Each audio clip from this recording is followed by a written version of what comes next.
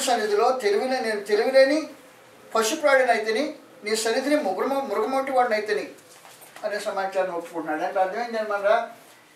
వాస్తవానికి సంగతిని అపార్థం చేసుకున్నాడు. అపార్థం చేసుకున్నవాడు కూడా గ్రంథం రాశాడు. ఆ సంగతిని తెలియాల్సిన అవసరం ఉంది. అందువల్ల బైబిల్ చదవగానే డాక్టర్ని మాట్లాడటం కాదు, వాస్తవానికి అది దైవ సిద్ధాంతమా కాదా అని తెలుసుకోవడానికి నీ జ్ఞానంతో ఆలోచించాల్సిన అవసరం ఉంది. ఆ మాట్లాడిన మాటలు మనిషిని చెప్తున్నాడు. నేను పశుప్రాయునిగా మాట్లాడాను, నేను నా హృదయం మచ్చపడింది, నేను దేవుని సన్నిధి మృగమొంటి అయితేని.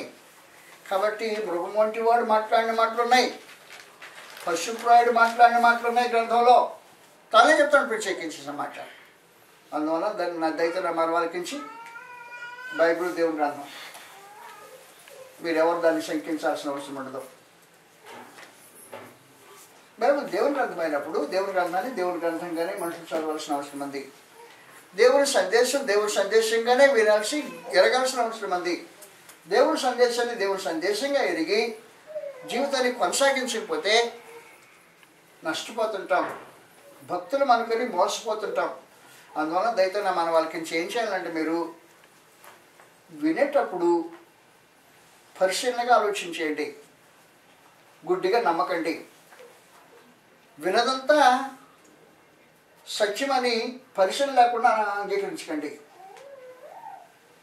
సత్యవాక్యాన్ని సరిగా విభజించే బాధ్యత కలిగిన వారు అంటాం.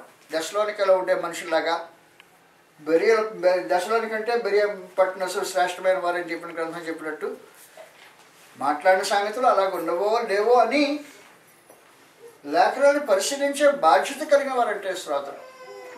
బైబిల్ దేవుని గ్రంథమైనప్పుడు ఆ సందేశం నీకు రాకపోతే మోసపోయి లోకంలో నిత్య నాశనానికి వెళ్ళే అవకాశం ఉంది అని గుర్తించి దయతో గ్రంథాన్ని గ్రంథంగా గౌరవించాలని ప్రభువు యేసుక్రీస్తు వారి పేరిట మనం చేస్తున్నది. నమస్కారం.